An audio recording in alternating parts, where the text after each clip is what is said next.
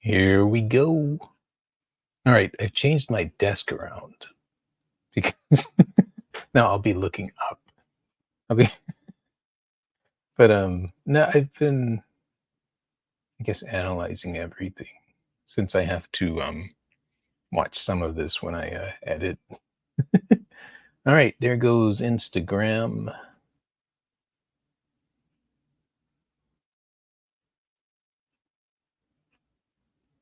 and let's get it rolling. Let's muse. Bebop. Punching perfection in the face. That was a phrase I heard today. And I was watching something in regards of making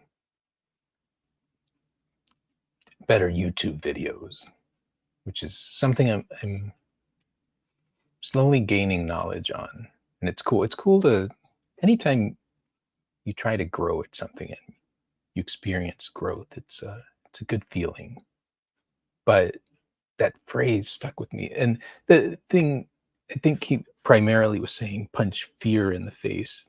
But this one time he said, you have to punch perfection in the face. And it struck me because it's something that I have watched so much through the years. It's somebody saying they can't because, it just has to be perfect. And what that becomes is an excuse. And when I think back, a lot of the people I heard that from didn't do anything with what they were trying to do because it had to be perfect. Well, that's a rough sell.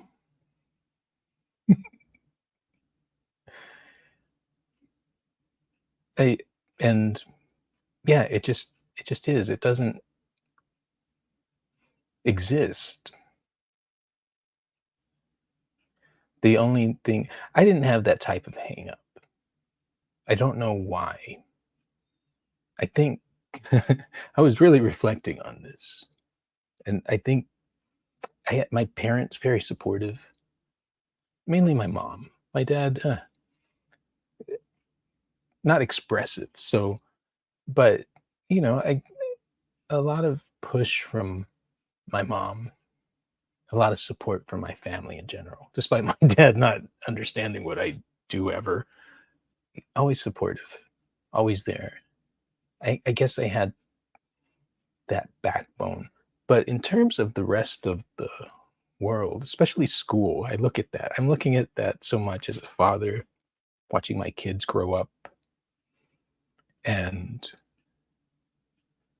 in that respect, I didn't matter. So I guess there wasn't the expectation to be perfect. No one cared.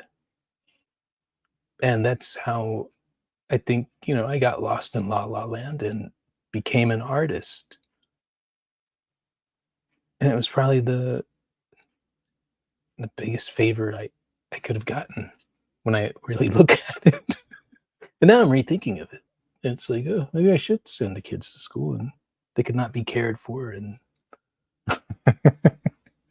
but no. On the flip side, I do think back and I think, God, what? What if things were nurtured?